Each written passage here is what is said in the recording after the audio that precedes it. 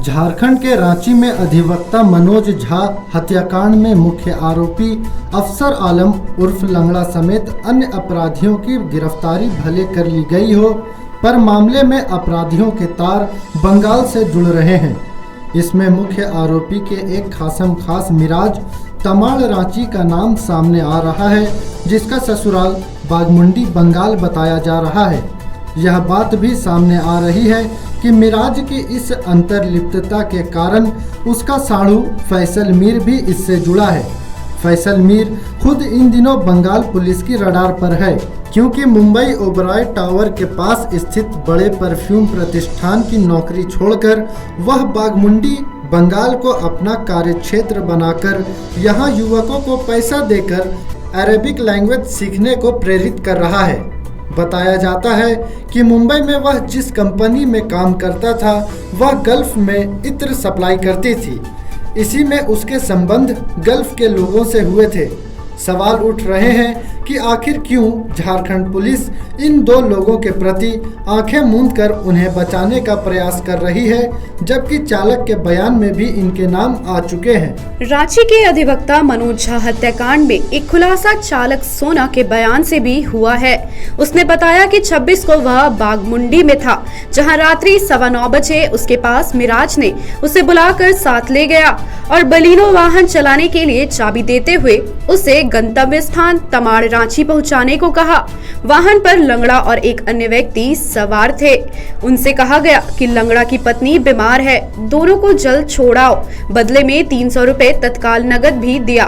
Police के समक्ष दोनों के नाम आ चुके हैं, पर पुलिस लंगड़ा और अन्य आरोपियों की गिरफ्तारी करके संतुष्ट है, जबकि आरोपी को भगाने और हथियार उपलब्ध कराने वाले खुलेआम घूम रहे हैं। अधिवक्ता की हत्या में ये दो लोग ही नहीं, बल्कि पर्दे के पीछे एक अधिवक्ता के भी शामिल होने का शक सामने आ रहा है, जिसमें आरोपियों को सलाह बराबर दी और उन्हें बचाने का प्रयास करते रहे। दरअसल अधिवक्ता की हत्या के पीछे रांची के संत जेवियर कॉलेज के पास की वह कीमती जमीन थी, जिसमें आरोपी पक्ष केस हार गया, जिसकी गाज अधिवक्ता पर फोड़ दी गई उसकी हत्या करके। 26 जुलाई को तमाड़ थाना क्षेत्र के रड़गांव निवासी अधिवक्ता मनोज झा की हत्या कर दी गई थी। थाना के रड़गांव के परिसर में मनोज कुमार झा नाम के अधिवक्ता की गोली मार के हत्या कर दी गई थी। इसी परिप्रेक्ष्य में पूर्व में भी एक पीसी ऑर्गेनाइज किया गया था। आप लोगों को केस में बताया गया था। उस समय जो कांड में शामिल 5 लोग थे उसकी अरेस्टिंग हुई थी। तथापि उस दिन तक जो इस कांड के मुख्य खंडनकर्ता थे, जो कंस्पायरेटर था, जो प्लान किया था, जो इसका मुख्य अभियुक्त था, वो हम लोगों के पहुंच से दूर था। उसी दिन पीसी में हम लोगों ने आप लोगों को ये वादा किया था, ये विश्वास दिलाया था कि जितनी जल्दी हो सके हम लोग इसकी भी अरेस्टिंग करेंगे।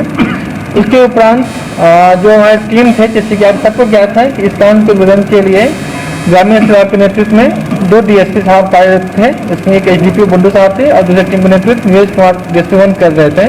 साथ ही इनके कार्य क्षेत्र के जितने पदाधिकारी हैं वो थे। और इसके द्वारा और साथ ही टेक्सटाइल के द्वारा जब इस पर वर्कआउट किया गया तो पता चला कि कांड को अंजाम देने के बाद जो लंगड़ा है अफसर आलम यहाँ से भाग के वो पुरुलिया गया। पुरुलिया से लोकेशन चेंज करते हुए बागमुंडी जो वहाँ पे गया, वहाँ से फिर आसनसोल गया, आसनसोल से कलकत्ता गया, कलकत्ता से भागते भागते बहुत सारी जगहों पे भागा। लेकिन पुलिस की जो टीम थी वो भी क्रियाशील थी। इसके हर अगले लोकेशन की हम लोग ट्रैप कर पा रहे थे। फाइनली भागते भागते चेन्नई से होते हुए बेंगलोर पहुंचा।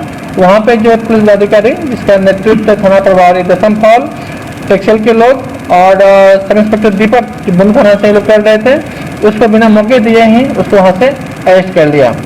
और जैसे कि आपको पहले ही बताया जा चुके हैं, जो इस कांड के पीछे का जो मुख्य उद्देश्य था वो 14 एकड़ लैंड था, जिसके कारण इसका कहना है मेरा बहुत नुकसान हो रहा था और उसका था मेरी जो रही से प्रतिष्ठा थी खत्म हो गई थी। इसीलिए मैंने अन्य सहयोगियों के साथ एक प्लान किया, प्लान करके इनको वहाँ पर मैंने शूट किया। साथ ही इनके निशानदेही पे इनके पास हथियार बरामद किया गया है। और कह सकते हैं कि नंगा के अरेस्टिंग के बाद जो मुख्य चैलेंज था हम लोग का, जो एक हम लोग एक चैलेंज लेकर चल रहे थे और जो पूरे जनमानस की अपेक्षाएं थी, रांची पुलिस से हम लोग की अपेक्षाएं थी, उसको प्राप्त करने में हम लोगों ने सफलता प्राप्त की है। इसके लिए मैं अपने ग्रामीण साहब समस्त अधिकारियों को तहे दिल से आभार देता हूँ, बधाई देता हूँ।